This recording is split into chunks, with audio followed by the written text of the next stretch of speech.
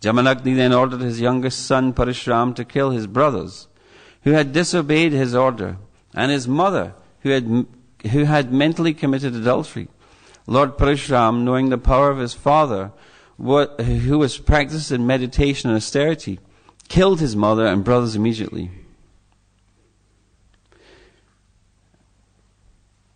So, it's quite a verse to wake up to in the morning.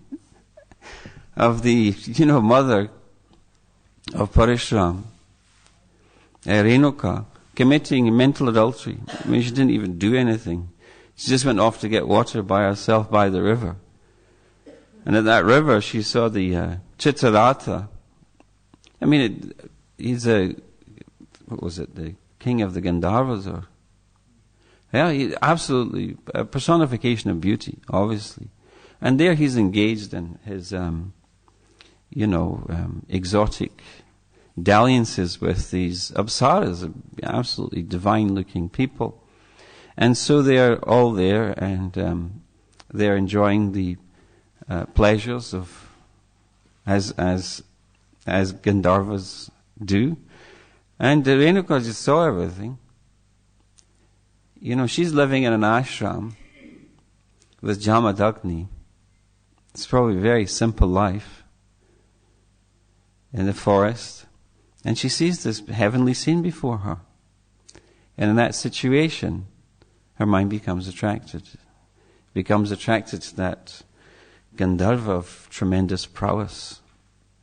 And so therefore, in this sense, she's been held responsible for mental adultery by Jamadagni. To us today, it's absolutely inconceivable.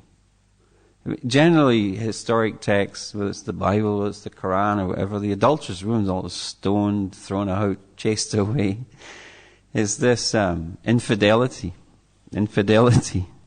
Somehow in ancient times, women were stoned for infidelity, but for men, especially Kshatriyas, infidelity was part of their prowess in a sense. Perhaps because a woman was part of the estate of the male in ancient times, that it was such. But in so many instances and throughout Mahabharata and all these Puranas that you've all studied and read, in cases where perhaps a Kshatriya, such as Arjuna or anybody else, was out traveling, it was considered that if they didn't address the needs or the interests of a woman in need, or a woman who was attracted to them, it was considered a slant on their prowess. It's quite inconceivable to us. It's certainly not our code of operation today in contemporary society, but in ancient times. This was, then they had a type of marriage, wasn't it? The Gandharva marriage, where, they fell in love that way and they married the woman. Sometimes they bring the woman home and add her to the growing collection of wives or whatever it was in those times. And at other times they would go to see her where she remained. This is how it was. And in that sense, the, what would you say, infidelity was taken very seriously. Something very troubling. Even in the life of Ram, there was no question of infidelity of Sita. Just someone suggested it. And then the plight that took place in the rest of the Ramayana again we're just simple people.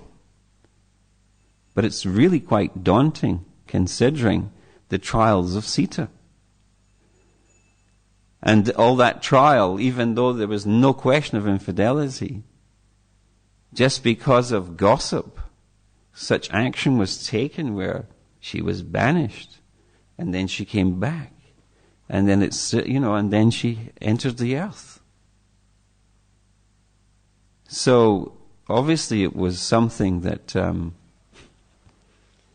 even Ram, in the case where just a rumor, it was something that was taken very, very seriously and is grappled with in these ancient shastras.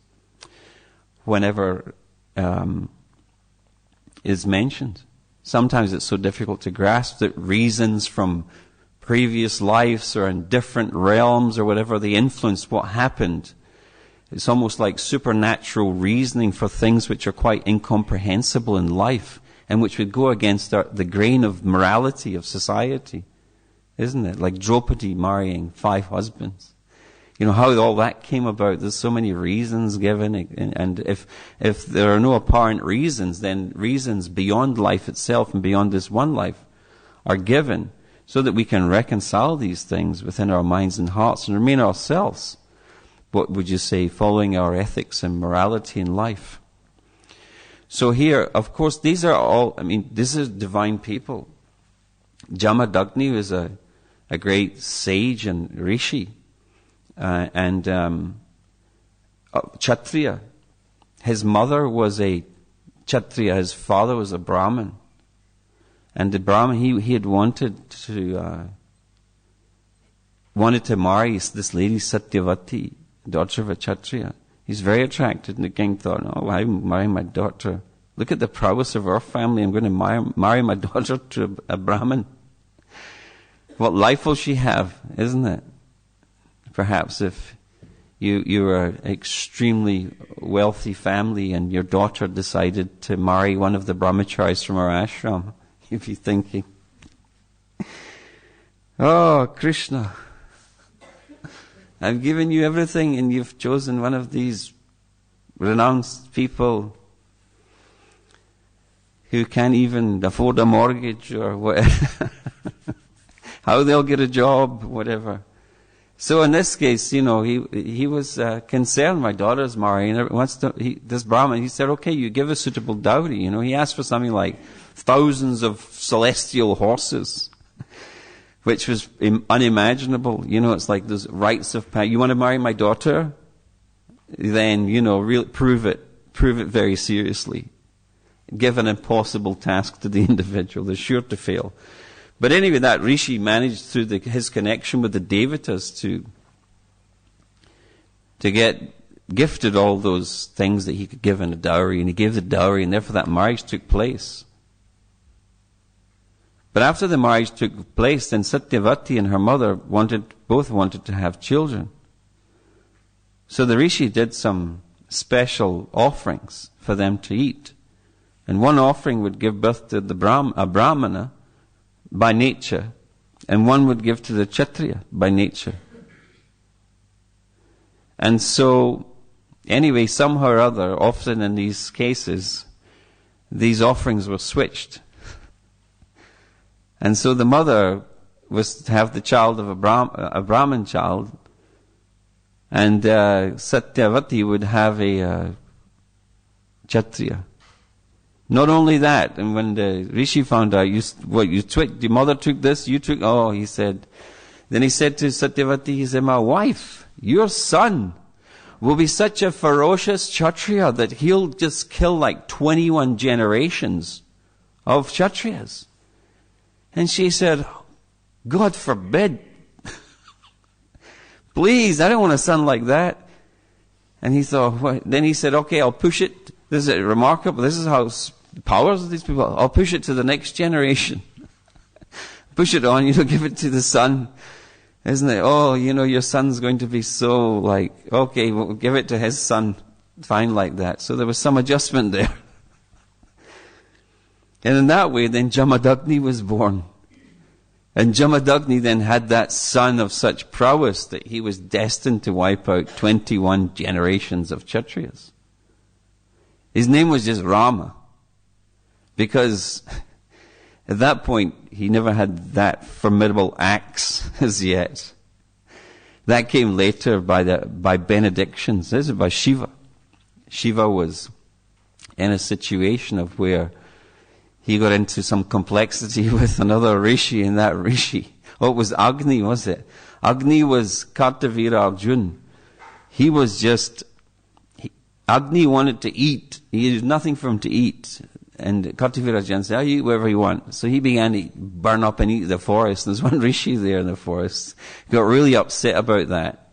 Oh, he cursed Kartivir Arjun. That's what it was. That because of you, all these Kshatriyas will be wiped out for 21 generations. That was related to that. Sorry, Kartivir Arjun and that coming about. But there was another who, with regards to Lord Shiva, who had got into complexity and hurled this massive axe which broke into many pieces or whatever before Lord Shiva, and Lord Shiva was able to counter the thing. And therefore that Rishi then bowed to Lord Shiva with great respect, but Shiva had that big chopper. And who to give it to? It came to Parashuram, it came to Rama. So the huge axe, Parashuram, his axe came from there. So this was his, he was fixed up now to do the job that was before him. In his life, this Kartivir Arjun came and stole you. In the last chapter, isn't it? You learn Kartivir Arjun came and he took this Kamadhenu. He said, Jamadagni had this cow. He was giving everything you could imagine. Kartivir Arjun said, I need to steal this cow. I'll take it for myself. So he took the cow, and after having taken the cow, then it was like when Parashuram found out this had happened to his father. It said he became like like a trampled snake. Like if somebody stood on a snake. Even if you come near to a snake. One day I was walking in Nepal in the mountains, the person in front of me just stepped across a very poisonous snake, and it was immediately ready to bite the nearest thing. So like a trampled snake then, Parashuram, he became absolutely furious. Furious. And he went and he chopped up Kartivir Arjun. He came back then, his father was saying, wow, that's severe. That's very severe. And a Brahmin should be forgiving, So the foremost quality of a Brahmin is forgiving. If you think of forgiving as such an important matter in terms of ending cycles of retribution. Retribution can go on for centuries amongst classes, amongst societies, amongst religions, amongst people. And forgiveness just can bring an end to that endless cycle of retribution. So Parashuram went off, isn't it? And then Samanta Panchaka went to Kurukshetra. Oh no, that was when he dug those big lakes for all the blood of all those people he killed. That was related to that. But anyway, here, he's come and his mother has just, in her mind, committed adultery or been infidelity. And he's asked immediately, kill her. Vyabhicharini. Here in the verse here, Vyabhicharam munir gyatva. The Muni knew this wife, her mind's being distracted.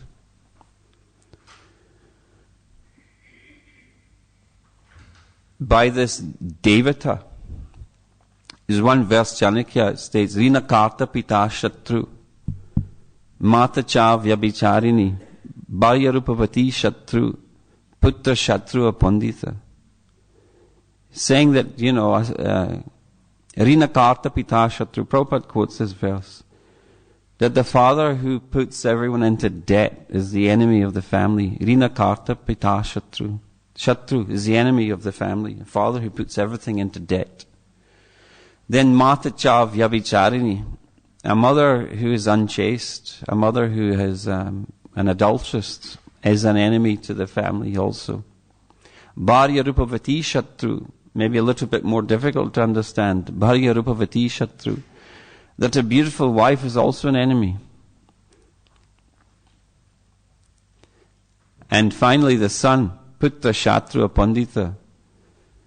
And the son's an enemy who's just a fool. And you have a fool for a son.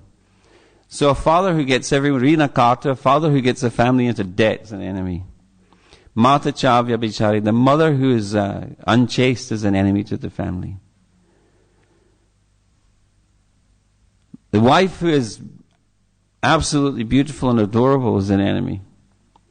And the son who's a fool So, anyway, I won't give an explanation of that verse. But this was considered, obviously, we should be socially responsible. Yes? We should be socially responsible. We should be responsible fathers, responsible mothers. We should, anyway, a beautiful woman could be an enemy.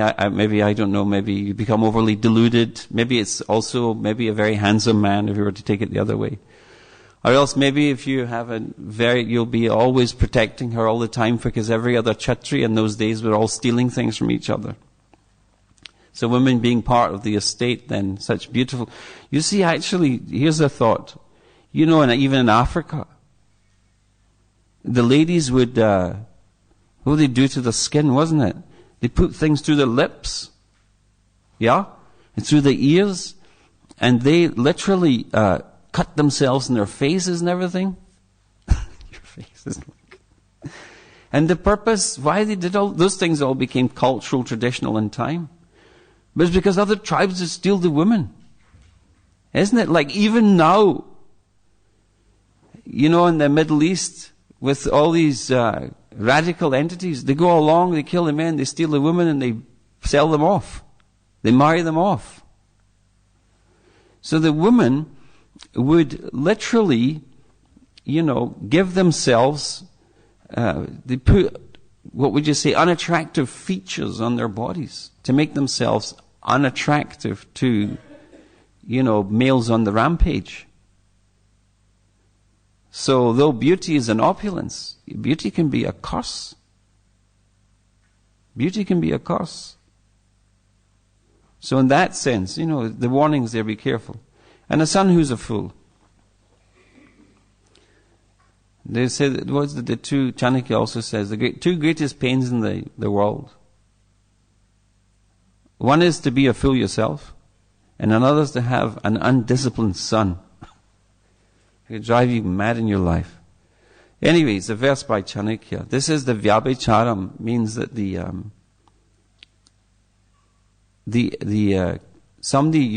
if you commit in a relationship of trust to a person, such trust and intimacy, and they breach that trust, it's not a good thing. That breaks hearts, it breaks families, it breaks down society. So here, obviously the matter of infidelity is the matter here. I won't focus on the consequence that came from this, because that's just unimaginable by me in any matter of regard. So, Parashuram, Prabhupada gives some relief in the purport where he says, Parashuram was confident in this regard, and therefore he agreed to kill his mothers and brothers. He was confident in the regard that his father would give him a benediction, and he would bring everyone back to life. So in a sense, there's some point about etiquette with elders in here as well. We have a culture of respect. Respect for elders, and by the elders being gracious to those who are younger. It's a culture of respect. Sometimes the elders tell you things or tell you to do things that doesn't add up. There's a young man, I remember showing my father, after I'd lived in India for years, I came back and I showed him, I was showing him a slideshow of all the services I was doing and my responsibilities. And he was mesmerized. He was very, very impressed, very impressed. And he said to me later, he said, George, I'm very impressed by what you've accomplished in your life. But couldn't you have done it as a Catholic? Couldn't you have done it as a Catholic? I said, okay, Dan, there's no point. No point in even going there, isn't there? So, I couldn't follow his instructions, isn't it? Sometimes. We should be pleasing to our elders, pleasing to our parents. It's not like we should just be, you know nothing, isn't it? Get out of my life. You don't know anything. You're history. I want to get on with my own life. That's not very good. So we have to take into serious consideration. I remember one senior devotee was giving class, and they said the solution is don't listen to your parents. And I was in the reception. And I thought, I'll die for my daughter, will you? This was my immediate reaction. I thought, in a moment, if someone has to die, it'll be me. Do you care that much? Then be very careful. As a father. Yeah, I'm deluded, whatever. Anyway. As a father, I thought, I'll die for my daughter in one moment. Don't listen to your parents. No, we have to. All the Vedic culture, isn't it? Your parents are God, isn't it? The guest is God, the teacher is God. This is the culture of respect. This was the culture of respect in these days. Parashuram's father told him to do something, he obeyed the order. He obeyed it very seriously.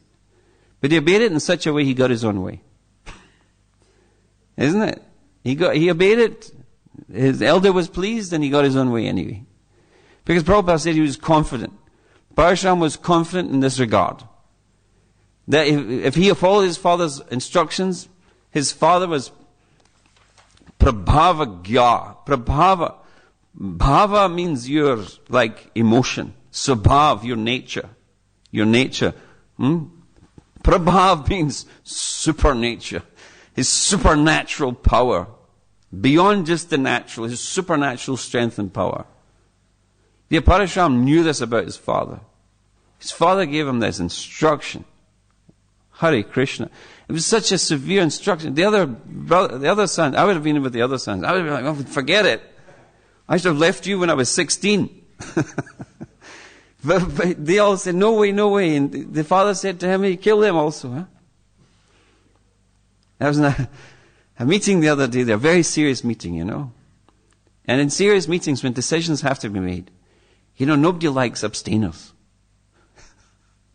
You have to make a really serious decision. Put your hands up. Yeah. You all put your hands up, and it's almost there, and then there's people up. Why did you abstain? Why? No, I don't know. I missed that. I wasn't listening properly. I don't know. I don't know the history of this thing. I can't. So you can be an abstention in these meetings, isn't it? So in this meeting, they said, the chairman said, please, if possible, no abstentions. You have to be part of the decision. Abstaining can be, I don't want to be part of that decision. That's too heavy. So anyway, he said, no, best no abstentions. And I said, no, and after the Prophet Muhammad had died, there was the first group that came together, the Khalifa. When they came together, they had to make some serious decisions about the future of the Muslim community, the Islamic community. So they did it in a democratic way. Who was going to be the successor to Muhammad? This is where all the problems happen for religious organizations. Who will succeed Prabhupada? Who will succeed Muhammad? Who will be the successor of Bharat? Succession's always a problem. Here they decide we have to sort out the succession. So they made one rule.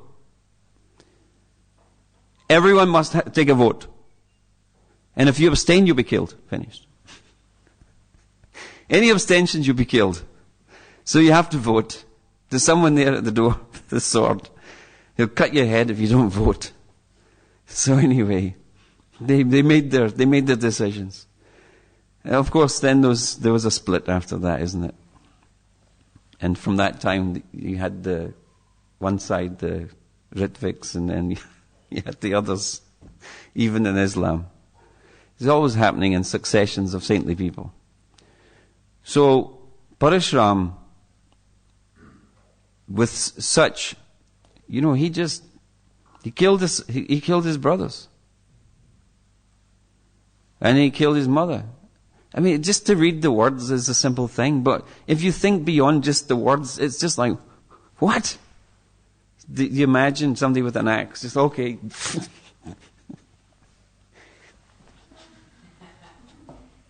And then, okay. All right. Now, wow. It said that the Jamadagni came to his senses. He lost his senses, thank God. It said, when he came to his sense, this is the thing of anger. Isn't it? Kama, krod, kamesha, krodesha. Rajaguna samud. Once the kama, once the desirefulness comes, once the anger comes, you have no hope for yourself. Jai Sri Sri Radha Gokulananda. Absolutely no hope for oneself.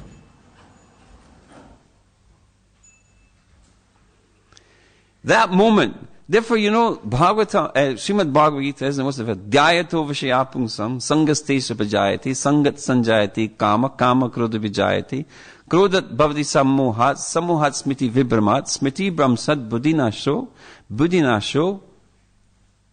panashati. You're done for.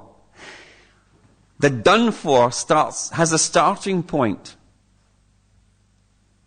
Dhyayato.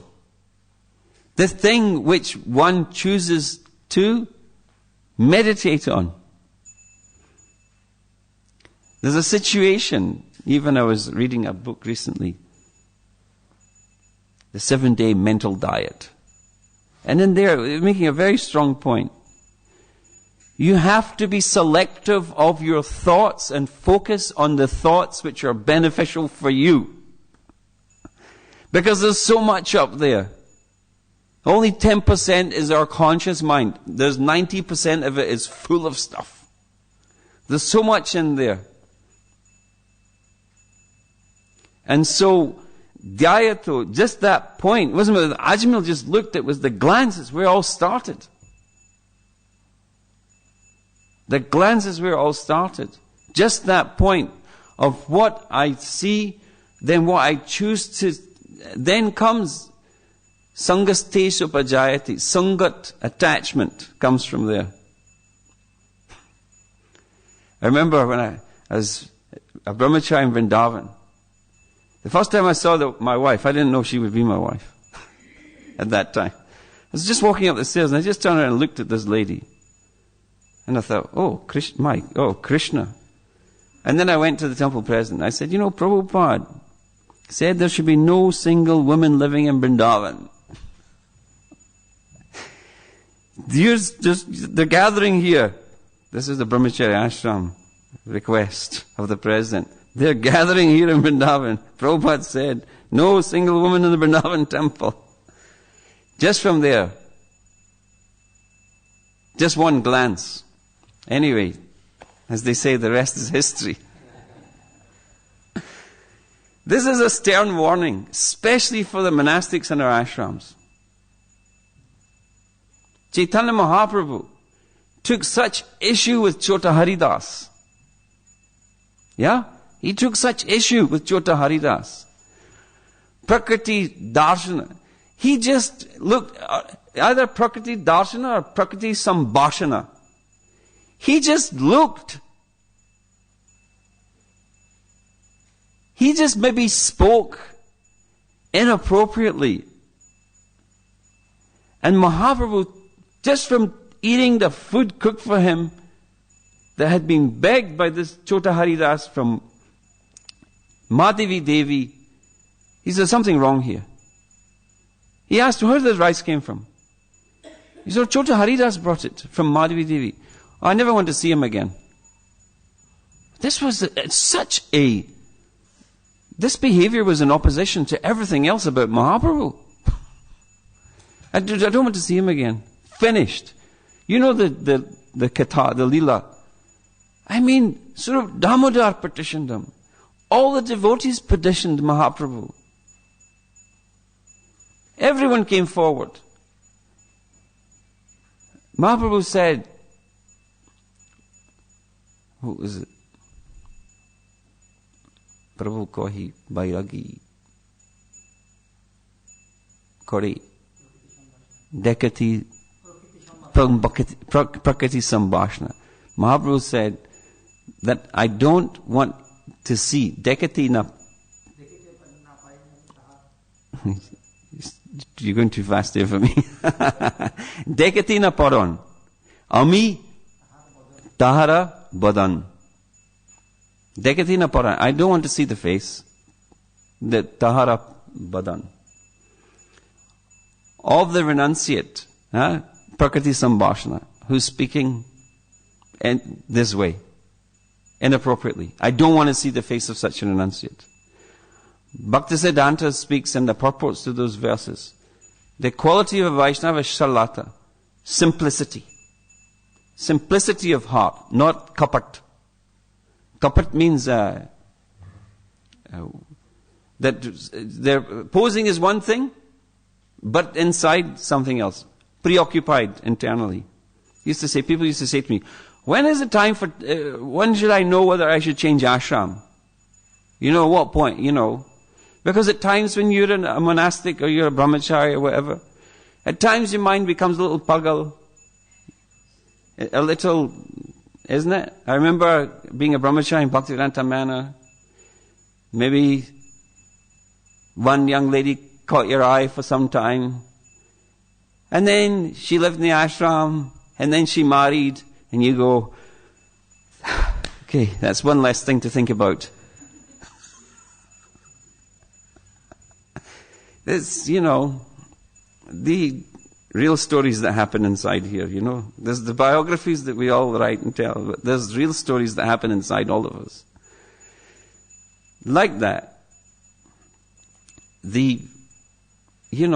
So I would say, obviously thoughts come and go in our minds and hearts. This is completely natural. It is not unnatural. It is 100% natural that these interests come and go.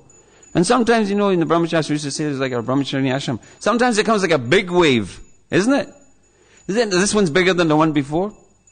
Just wait, it's going to, isn't it? You'll say, senior brahmacharya, people say, you're going to pass, don't worry. Just hold on, just hang on. You'll be fine. Prabhu, I'm holding, oh, it's going. And then again, you wonder where all that came from. Where did all that come from? Isn't it? And you think, so many guests were at the temple today, must have been the karma, coming over to me from there.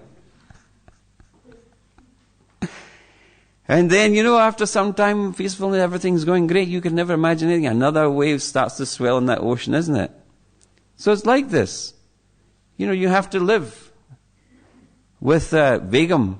Vacho Vegam, Manasa Krodha Vegam.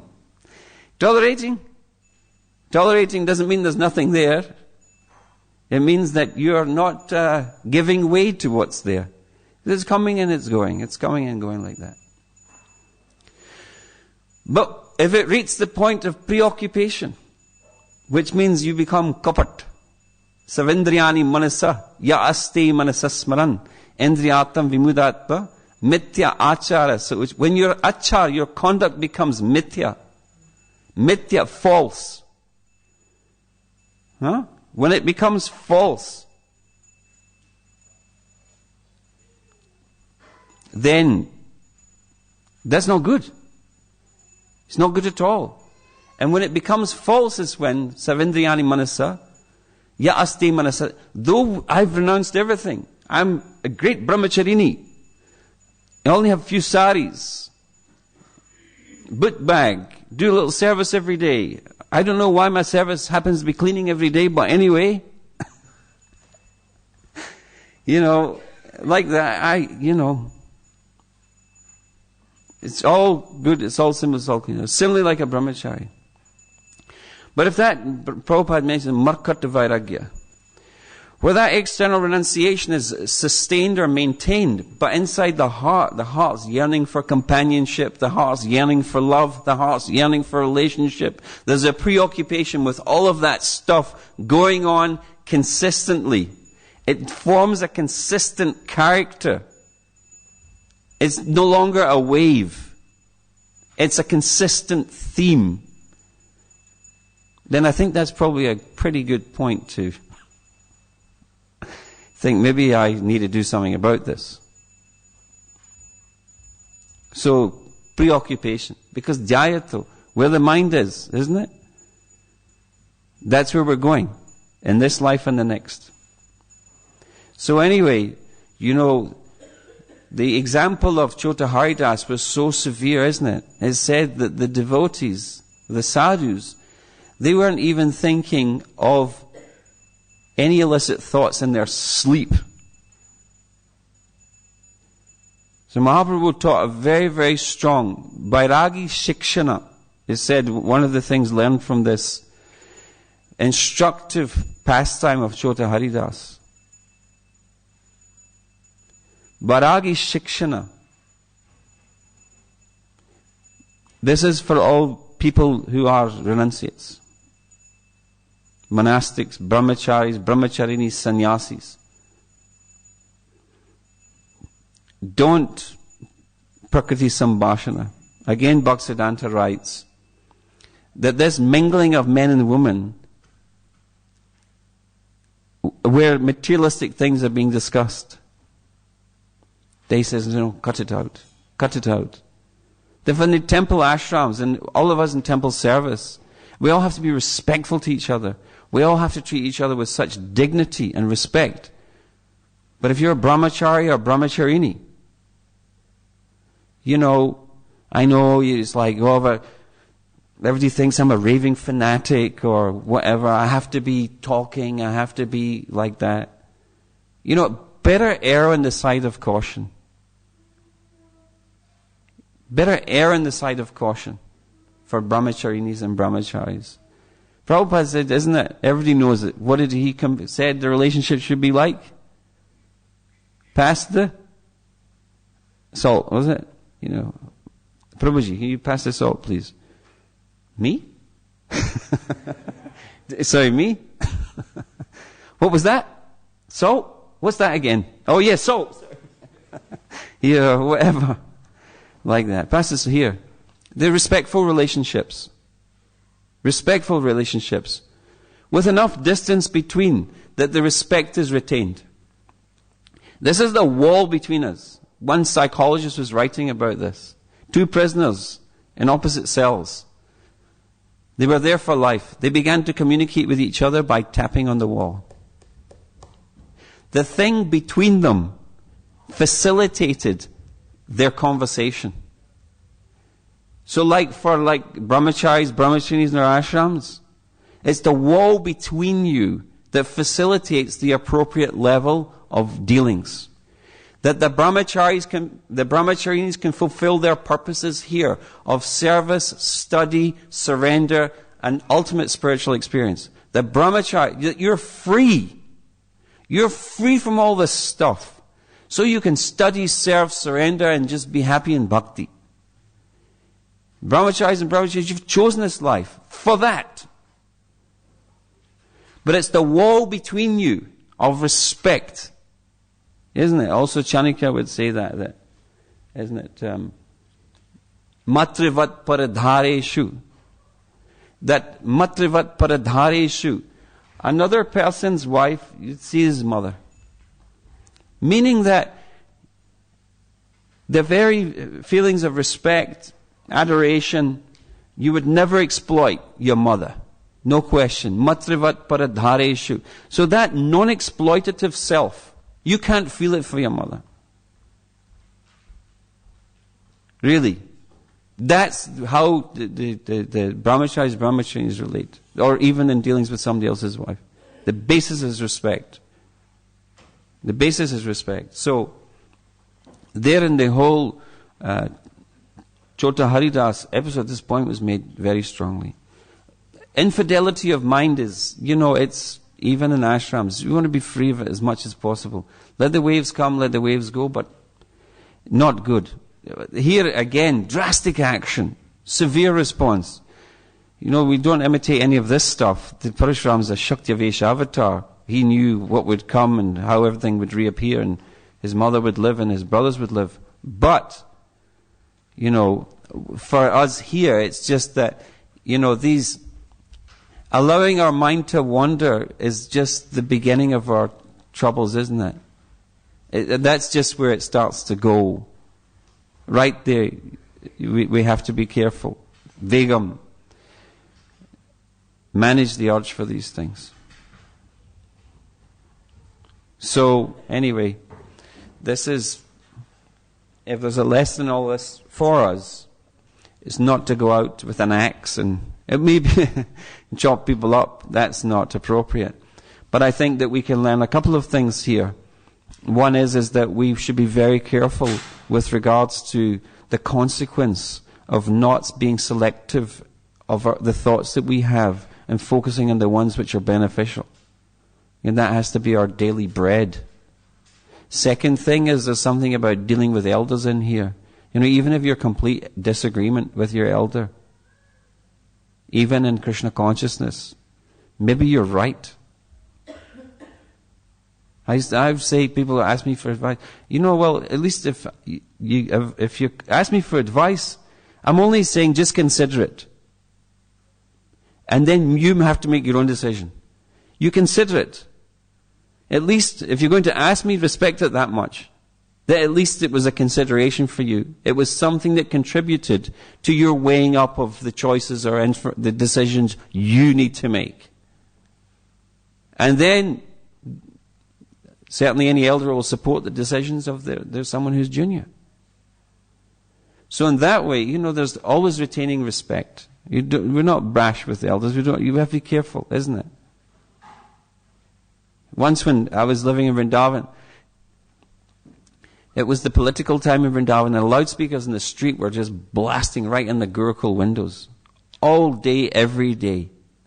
We were trying to memorize, the boys were trying to memorize the Gita. It was just, time to sleep. It was still going on. People just standing there with one of those horn things shouting, the political stuff.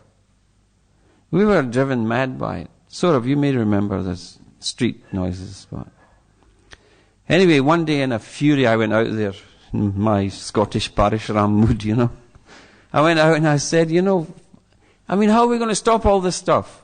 To one of the shopkeepers there. He said, don't, Gauri, don't. He said, let me speak to my father. His father's name was Guruji. He was an old crabbit fellow. He said to him, Father, you tell these people to turn that down. The people in the school, the kids can't sleep. And he got up and started yelling his head off. Now, I did that as a young man. Gosh knows what the consequences might have been. But for elders, they say so many things. No, I agree. Just give me your blessings, huh?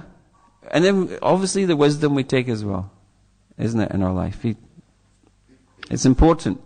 Once I was sitting in a GVC meeting, and there was a whole discussion about performance. I'll finish on this point. It's time for breakfast. There's a whole discussion about performance going on. When people get into positions and it's gone, then are they performance evaluated, or are they just in that position for life? Because it's a movement that has to move forward. So some people are saying, no, some people should be removed from position. It's just like if it's not working out, this thing should happen, they should be removed, somebody else should take the chance. So the discussion was going on, and everybody was contributing. Then one of my senior friends from India came over. It was Devaki Nandan Prabhu from Mumbai, Juhu. He stood behind me and he said, Gauri, he said, when it comes to these things, he says the Americans want to kick people out. He said, you British want to move them on diplomatically. And he said, we Indians, we keep our elders here and we just work around them. We just walk around them, move on, isn't it? So, with elders, we can learn that from here. With elders, within the temple, your next in line, your line manager, or your shiksha, or your mentor, and you have to give a serious respect. Don't try to upset them. And they'll say many things, and you listen, weigh it up and make your decision. The second thing we can certainly learn from here. So with regards to our thoughts and how we behave and that we should always be hopeful of the right things and that everybody will be okay, as Parashram brought everyone back to life again. That we can learn this from here. Thank you very much. Srimad Bhagavatam ki jai.